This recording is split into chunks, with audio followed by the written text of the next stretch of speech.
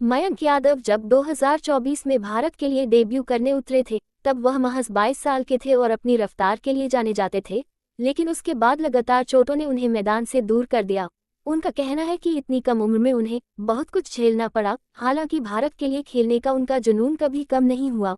उसी दृढ़ संकल्प का नतीजा था कि उन्होंने जिम्बाब्वे के खिलाफ पहले T20 में वापसी करते हुए प्लेयर ऑफ द मैच का पुरस्कार जीता।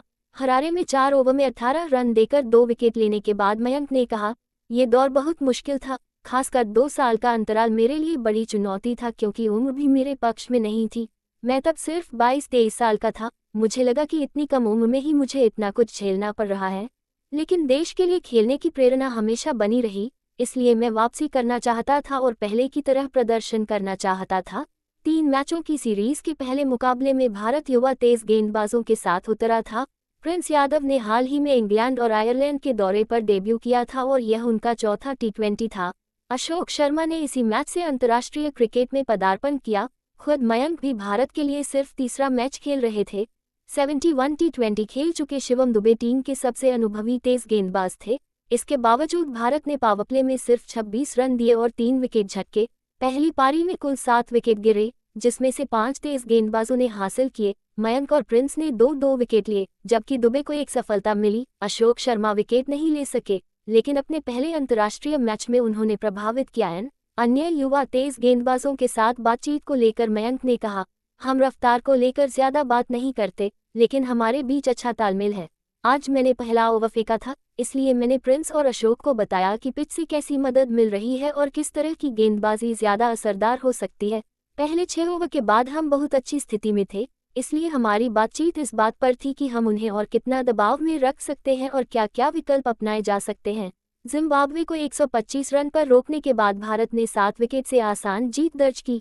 यह इसी साल T20 विश्व कप जीतने के बाद भारत की पहली जीत थी और श्रेयस अय्यर की भारत के T20 कप्तान के रूप में पहली जीत भी।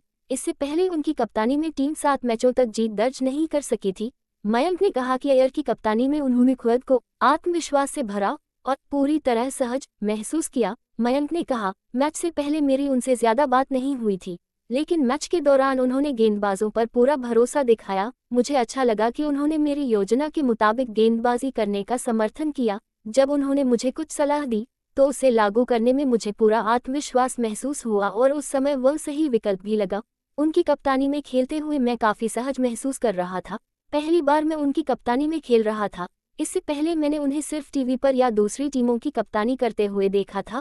उनके नेतृत्व में खेलना मुझे बहुत अच्छा लगा। भारत की जीत की राह वैभव सूर्यवंशी ने आसान बना दी। उन्होंने अंतर्राष्ट्रीय क्रिकेट में सबसे कम उम्र में अर्धशतक लगाने का रिकॉर्ड बनाया। उन्होंने सिर्फ 18 गेंदों में अपना पहला T20 अर्धशतक पूरा किया और भारत ने पावरप्ले में ही 66 रन बना लिए। मयंक ने IPL 2026 में वैभव की तूफानी बल्लेबाजी का सामना किया था, जब युवा बल्लेबाज ने 38 गेंदों पर 93 रन बनाकर राजस्थान रॉयल्स को 221 रन का लक्ष्य हासिल करा दिया था। मयंक ने कहा कि इस बार उन्हें राहत थी कि वैभव उनकी अपनी टीम में थे। मयंक ने कहा, उसकी बल्लेबाजी अविश्वसनीय है। जब मैंने उसे गेंदबाजी की, तब उसने ऐसे शॉट खेले जिनकी इतनी कम अनुभव वाले युवा खिलाड़ी से उम्मीद नहीं की जा सकती। उसे बल्लेबाजी करते देखना हमेशा आनंद देता है।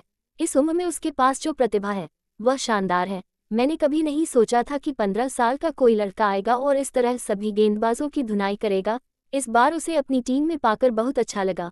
IPL में जब हम राजस्थान रॉयल्स के खिलाफ खेले थे, तब उसने हमारी गेंदबाजी की जमकर पिटाई की थी।